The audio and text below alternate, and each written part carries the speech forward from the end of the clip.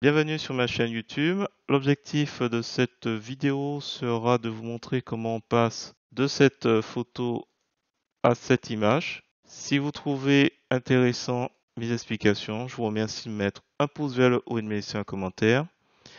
Et sur ce, je vous souhaite un bon visionnage sur mes explications. Alors, c'est parti, nous voici sur GIMP, la version 2.10.36. Une fois n'est pas coutume, on va aller dans le groupe Facebook Entraide GIMP et LibreOffice. On va récupérer cette photo d'un membre qui nous demande comment on peut retirer ou estomper le vert de la fougère qui vient sur l'œil du chien. Donc, on va faire un clic bouton droit de la souris et dans le menu contextuel, on va faire copier l'image pour voir un peu tout ça. Donc, édition, coller. Donc là, je vais renommer, on va l'appeler original pour l'instant. Original. Donc là, on n'a rien touché. Donc on va prendre la sélection, on va prendre un truc très simple, l'outil de sélection rectangulaire. Je vais tracer à peu près, je vais prendre la partie qui m'intéresse. Donc à peu près environ ça, sachant que ici il nous manque l'oreille gauche, donc on ne pourra pas reconstituer l'oreille totalement.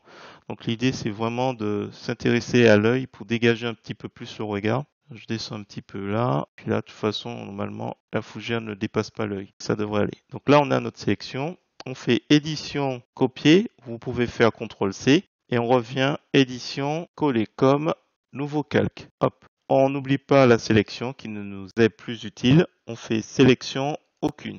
Là on se retrouve avec les limites de notre calque, nouveau calque, notre calque copier qu'on peut renommer œil et en fait on va effectuer trois actions. Un retournement, on va le retourner horizontalement, on va le déplacer et on va effacer les bords durs. Voilà. Alors, on va retourner horizontalement. Donc, on a bien sélectionné notre calque. On va faire outil de retournement. On va s'assurer dans les options de l'outil qu'on va bien travailler sur un calque et qu'il va travailler horizontalement. Il faut penser à l'horizon. On a d'ailleurs une flèche à droite et à gauche. Hop, deuxième élément, on va s'amuser à prendre l'outil de déplacement pour déplacer le calque. Dans les options de l'outil, on va s'assurer qu'on va bien déplacer le calque. On va être sur déplacer le calque actif. Le calque actif, on vérifie, est toujours œil, retourner, déplacer, effacer. On va réduire un petit peu l'opacité pour pouvoir bien placer l'œil sur l'autre côté. Et comme on veut être sûr de bien être positionné, on appuie sur CTRL, molette vers l'avant de la souris pour zoomer. Comme ça, hop, on positionne correctement par rapport à la pupille du chien. On recule. On n'oublie pas de remonter l'opacité. Voilà, on y est presque. Là, on remarque que la bordure nous dérange. Les limites de ce calque nous dérangent. Pour rappel, ça correspond à la sélection de tout à l'heure. Donc, il n'est pas allé plus loin. On va lui dire, mais toute cette zone-là, je veux que tu remplisses de transparence. Donc il faut imaginer en fait un petit morceau qui a été découpé d'une deuxième photo, d'un doublon. Et en fait, là, il faudrait que tout ça disparaisse. Donc premier élément, on va faire un clic bouton droit de la souris pour augmenter la zone de travail et que ça couvre avec de la transparence. Donc clic droit de la souris, calque aux dimensions de l'image. L'image, pour rappel, c'est l'ensemble, hein, c'est pas le calque. Hop, voilà. On remarque quoi? Des limites à droite et à gauche. On va s'occuper d'ici d'abord. On va prendre l'outil gomme. Dans les options de cet outil, on va s'assurer que l'opacité est à 100%. On va prendre une brosse d'une dureté de 75. On va prendre une brosse d'une dureté de 75. Donc les bords vont être assez doux au début et fixer la brosse à l'affichage et cocher. Et anti-effacement, il faudra vous assurer qu'il est décoché, sinon vous n'aurez pas les effets d'effacement demandés. Alors je vais augmenter un peu la taille pour commencer. Et là par exemple, ici on voit très bien que c'est un petit peu trop géométrique. Donc on s'amuse un petit peu comme ça, ici aussi. Donc là, il n'y a pas trop de risque pour l'instant. Voilà, on sait que là, hop, il n'y a pas trop de risque. Donc là, on va essayer d'entrer, mais un petit peu. Alors ici, hop, on y va en tapotant. Alors, je vais peut-être réduire un petit peu à 25 pour avoir quelque chose de plus progressif. Donc au centre de ce rayon, il faut s'imaginer la pointe d'une plume. Et en fait, je pose délicatement la pointe. La pointe est très, très opaque. Et tout autour, en fait, c'est assez progressif. Puisque la dureté est à 25. Donc ça veut dire que quand je vais cliquer, alors je veux pas trop entrer non plus. Ici, voilà, hop, je veux pas aller plus loin. Alors, s'il faut, si jamais je suis allé un peu trop doucement, je remets attention, c'est assez délicat, anti-effacement, et je vais réduire l'opacité. Hop, et comme ça, il va faire réapparaître un petit peu mon calque que j'ai copié.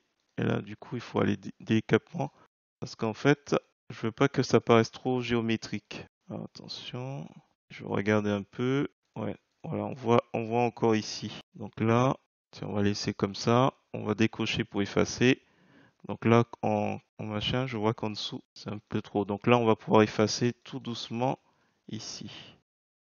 Hop, ici aussi. On va aller doucement. L'opacité est à combien? 39. Voilà, vous voyez, on est allé trop loin. CTRL Z pour effacer. Voilà, j'ai pas envie d'aller trop fort. On voit que l'on est déjà trop loin ici. Là, je peux aller un peu plus ici. On est d'accord, on est bien sur effacer, oui. Donc contrôle molette de la souris s'il faut se rapprocher. Apparemment, je peux effacer sans risque. Alors, je suis à une opacité de 50. Attention, là, on ramène du vert. Hop. Alors, vous pouvez appuyer sur Alt. C'est anti-effacement, hein. Ça permet d'éviter de revenir dessus. Donc, c'est un petit exercice à avoir. Hop, là, je remets Alt. Il me remet un petit peu de couleur. Voilà, on est allé un petit peu doucement. Ah, j'ai pas enregistré, donc CTRL S pour enregistrer. Je vais mettre chien, vert, fougère. Voilà, donc avant, après. Alors éventuellement, on aurait pu ajuster un petit peu mieux l'œil, si jamais c'est un peu.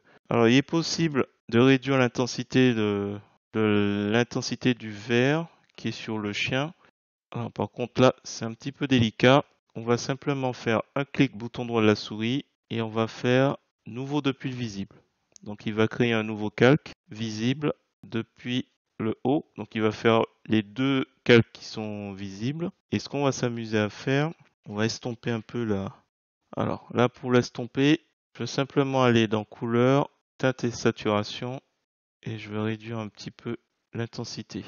Alors c'est juste la couleur verte que je vais réduire. Hop, valider tout doucement. Un clic bouton droit de la souris, on va ajouter un masque de calque. Et je vais aller sur initialiser le masque de calque à noir, transparence totale et inverser le calque. Valide. Donc là on revient à ce qu'on a fait tout à l'heure. Je prends le pinceau. Je vais prendre la couleur blanche en couleur de premier plan. Alors, une brosse d'une duotée, on va rester sur 75. Et l'idée, c'est que, hop, ça me permet juste de réduire un petit peu ici, ici, ici. Alors c'est rien d'extraordinaire, c'est juste histoire d'y aller un peu doucement. Et alors si on monte, voilà, si on monte avant, après, c'est vraiment tout doucement. Voilà, je vais m'arrêter là. Bien sûr, on aurait pu s'arrêter avant ce que j'ai fait, c'est à vous de voir. Pas grand chose. Si on fait un clic droit à la souris, afficher le masque de calque, voilà ce que j'ai. Voilà, clic droit à la souris, on redécoche afficher le masque de calque. Voilà, c'était juste pour estomper un petit peu, pour qu'on soit moins dessus. Voilà, si vous avez apprécié cette vidéo, CTRL S pour enregistrer. Je vous remercie de mettre un pouce vers le haut et de me laisser un commentaire. Et sur ce, je vous dis à bientôt pour d'autres tutos.